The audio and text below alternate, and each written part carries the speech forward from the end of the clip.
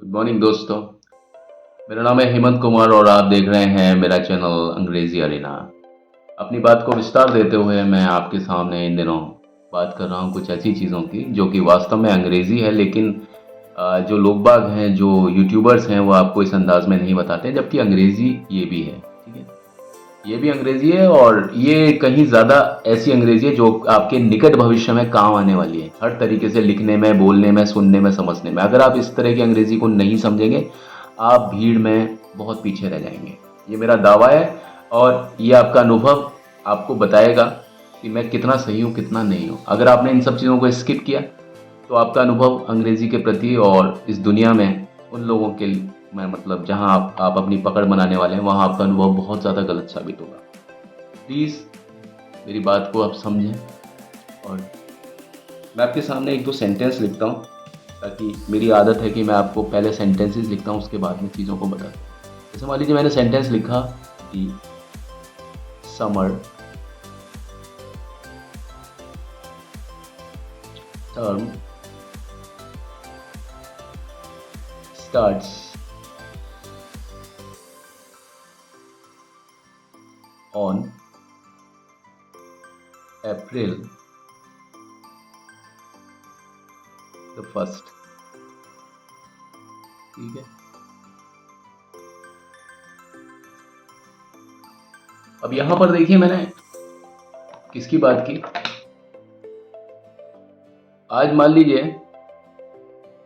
ये महीना है नवंबर का, दिसंबर का सपोजिंग, और मैं बात कर रहा हूं अप्रैल की जो कि आने वाला है। और यहाँ पर मैं सेंटेंस में टेंस कौन सा लगा रहा हूँ? Simple present. क्या मेरा सेंटेंस सही होगा या नहीं? मैं बात किसकी कर रहा हूँ? आने वाले समय की, अप्रैल द फर्स्ट।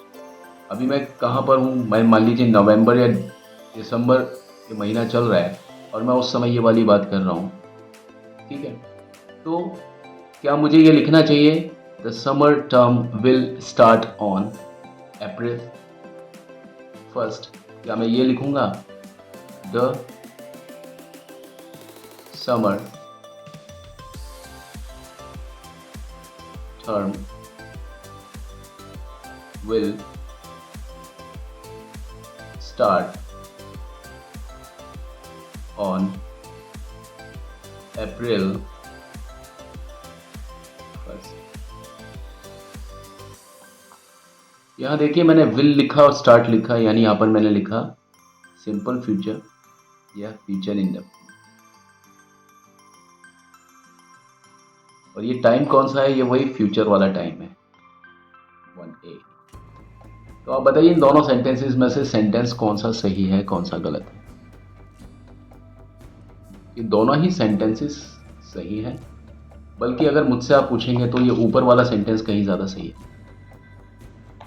ठीक है, तो सिंपल प्रेजेंट टेंस जो होता है ना, वो कई बार और ज़्यादातर उन केसेस में आता है जहाँ पर भी नियर फ्यूचर अरेंजमेंट है।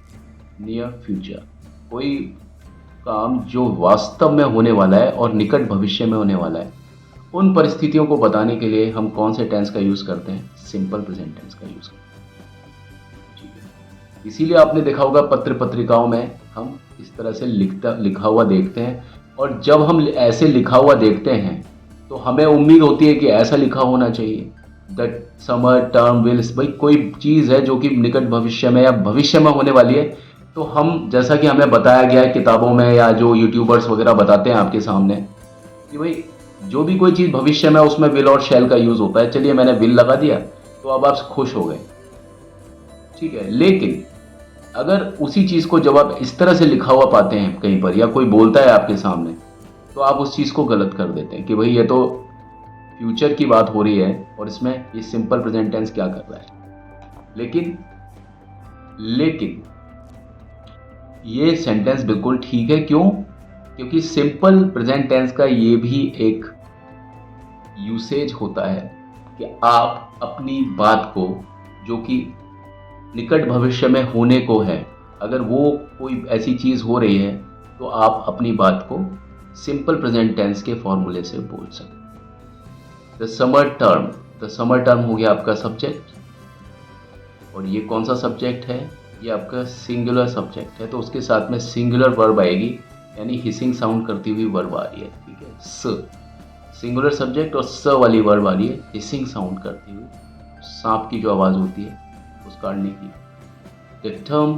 The summer term starts hissing sound on April the 1st। तो सो ये एक सिंपल प्रेजेंट टेंस का वाक्य है, लेकिन इसका फ्रेमिंग है, इसकी वाक्य की जो संरचना है वो subject plus verb first form S और E S S the case में भी ये चल रहा है, लेकिन उसके बावजूद भी ये जो है सेंटेंस, ये मीनिंग किसका दे रहा है, इसका कहने का जो अर्थ है वो किस पर जा रहा है, फ्यूचर पर जा रहा है। लेकिन इसके वाक्य की जो संरचना है वो कैसी है, प्रेजेंट वाली संरचना है, यानी प्रेजेंट टेंस वाली संरचना है।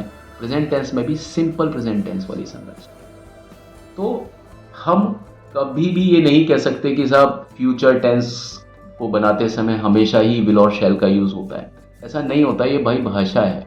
यहाँ पर मैं आपको ऐसी ऐसी चीज़ें बता सकता हूँ कि कोई भी टेंस किसी भी टेंस में ज़्यादातर यूज़ हो जाते हैं, ज़्यादातर बोल रहा हूँ, हमेशा नहीं, ठीक है।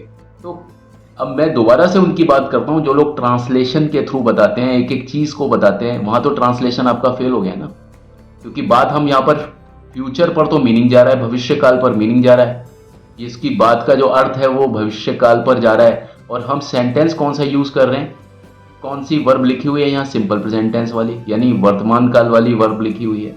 तो जो लोग इस तरीके से पढ़ाते हैं वो बच्चों को भ्रमित कर रहे हैं कि भाई प्रेजेंट टेंस है तो उसमें विल और शैल नहीं आएगा, विल और शैल है तो उसमें ये नहीं आएगा, वो नहीं आएगा, 50 बातें। भाई किसी भी वर्ब के बारे में जब आप बात करते हैं तो आपको पूरी तरीके से बताना चाहिए स्टूडेंट्स को, उसको संकुचित ज्ञान नहीं देना चाहिए, उसको बंधा हुआ ज्ञान नहीं देना चाहिए, ऐसा ज्ञान नहीं देना चाहिए जिससे कि बच्चे बेचारे परेशान हो जाएं, और उनसे अगर जाने अनजाने में इस प्रकार की कोई गलती हो जाए तो वो बच्चे अपने आप को ही गलत साबित करते हैं कि साहब ये तो मैंने गलत कर दिया, यहाँ पर मैंने प्रेजेंट टेंस लगा दिया, और प्रेजेंट टेंस का मतलब क्या होगा कि किसी बात का मतलब सिर्फ वर्तमान काल में जाता है, जबकि इसका मीनिंग कहाँ जा रहा है, भविष्य काल में जा रहा है। तो मेरा उन लोगों से जो कि वास्तव में ट्रांसलेशन को हिंदी ट्रांसलेशन के थ्रू पढ़ते हैं, टीचर्स से पढ़ते हैं, और वो टीचर्स बहुत बड़े बड़े टीचर्स हैं, मैं उनका नाम नहीं लेना चाहता, वो लोग उनको शब्दों के मीनिंग के आधार पर, वर्ब के सेंस के आधार पर पूरे सेंटेंस को ट्रांसलेट करके बताते हैं और कहते हैं कि इंग्लिश उसके अलावा कुछ भी नहीं है। तो मैं आपके सामने कुछ ऐसे एग्जाम्पल्स प्रस्तुत कर रहा हूँ इन दिनों, जो कि आपको इन सारे जो इल्यूजन है, ये सारे भ्रम हैं, उससे बाहर निकालने की कोशिश कर रहा है। आप प्लीज़ इसको देखिएगा, समझिएगा, और मेरा आशय किसी को गलत साबित करना या सही साबित करना नहीं है। मेरा आशय सिर्फ ये है कि सही अंग्रेज़ी क्या है, गलत अंग्रेज़ी क्या है। अंग्रेज़ी का एक बहुत बड़ा विशाल रूप होना चाहिए जो कि वास्तव में है। लोग बाग और यूट्यूबर्स उसका रूप बहुत ज़्यादा संकुचित या बहुत ज़्यादा मतलब नैरो करके, बहुत सिकोड़ करके कैसे बता सकते, ये तो एक पाप है, ठीक है।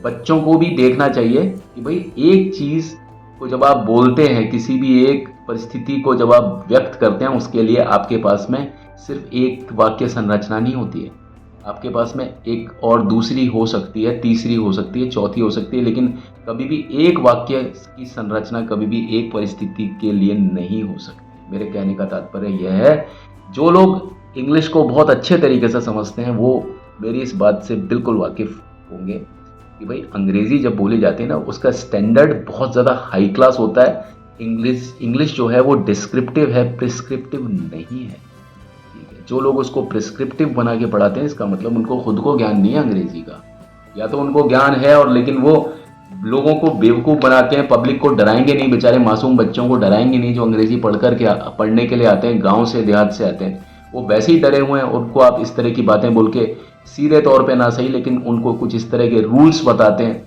जिससे वो डर जाते हैं, और वो बच्चे कुछ मंजिल पर नहीं पहुंच पाते अपने, और वो एक के बाद एक वीडियो देखते रहते हैं, या तो एक ही टीचर का लगातार वीडियो देखेंगे या अलग अलग टीचर्स के वीडियो देखेंगे, और वो भ्रमित हो जाते हैं, और वो अंत तक भी उनकी कोई भी समस्या सॉल्व नहीं हो पाती। मेरा रीज़न यहाँ पर इन सब बातों से आपको अवगत कराना है, और मेरा कोई रीज़न नहीं है आपके लिए, ठीक है।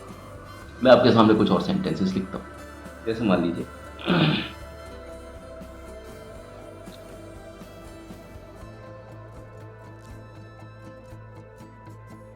Are you on duty next week? क्या आप ड्यूटी दे रहे हो अगले सप्ताह? रहे हो, जबकि यहां पर क्या हो गया, देते हो वाला दे रहे हो आ रहा है ना? Are you? इसका मीनिंग क्या होना चाहिए, जो आपको जो लोग बाग बताते हैं ज्यादातर, कि क्या आप ड्यूटी दोगे अगले सप्ताह, इसका वो मतलब है। जबकि यहां पर विल और शैल का मतलब कुछ आ ही नहीं रहा। लेकिन अगर आप सेंटेंस बनाते हो विल यू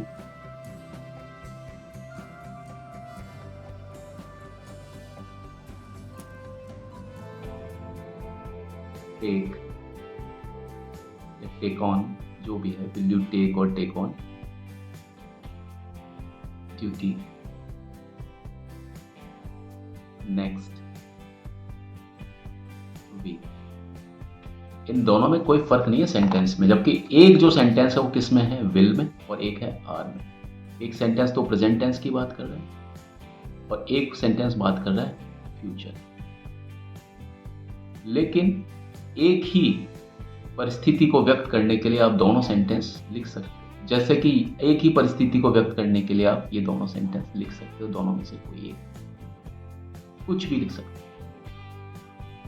ठीक है, तो मैं आपको यही बता रहा हूं कि कभी भी आप भ्रमित मत हो अंग्रेजी में। अंग्रेजी में आप बहुत बड़ा ज्ञान होता है अंग्रेजी का, उस पूरे ज्ञान को लेने की कोशिश करें।